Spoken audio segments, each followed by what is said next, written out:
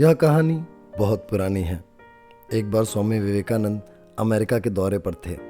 उनके पास एक अंग्रेज आया और उसने कहा, स्वामी जी, मैं आपसे एक सवाल पूछना चाहता हूँ। आपके देश में माँ को सबसे ऊंचा दर्जा क्यों दिया जाता है? क्यों लोग पहले माँ को पूजते हैं, बाद में भगवान को? स्वामी जी ने उसकी तरफ मुस्कुराते हुए देखा और कहा, पास में एक पत्थर पड़ा है, उसे उठा लाओ। अंग्रेज पत्थर उठाकर स्वामी जी के पास ले आया। स्वामी जी ने उससे कहा, अब एक कपड़े में इस पत्थर को बांधकर अपनी कमर पर बांध लो।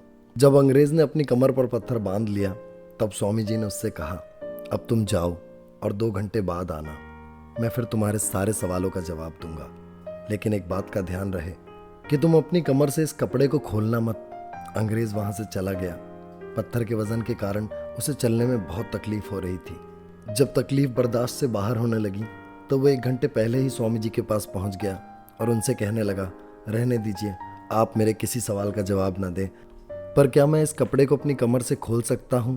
अब मुझसे बर्दाश्त नहीं होता। स्वामी जी ने उस अंग्रेज की तरफ मुस्कुराते हुए देखा और बोले, इसीलिए हमारे देश में माँ को भगवान से भी ऊंचा दर्जा दिया जाता है। तुम इस पत्थर को अपनी कमर से 1 घंटे भी न बांध पाए और माँ हमें पूरे 9 महीने अपने पेट में रखती है। दोस्तों, हमारे असल जीवन में, आपके जीवन में चाहे कितने भी ऋण या कर्ज चुकाए जा सकते हैं, लेकिन माँ के प्यार और ममता का मोल कभी नहीं चुकाया जा सकता।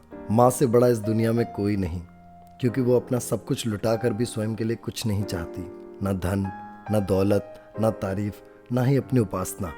वैसे तो माँ को धरा पर लाने वाला ईश्वर ही है, परंतु वह स्वयं भी माँ से श्रेष्ठ नहीं हो सकता। सही कहा है किसी ने, लबों पे उसके कभी बद्दुआ नहीं होती, बस एक माँ है जो मुझसे खफा नहीं होती। आशा करता हूँ ये कहानी आपके जीवन में कोई भूमिका निभा पाए। आप देख रहे हैं निश्वसिता। ऐसी ही प्रेरक कहानियों के लिए जुड़े रहें निश्वसिता से। शेयर करें, सब्सक्राइब करें, ताकि ये प्रेरणा सब तक पहुँचे। धन्यवाद।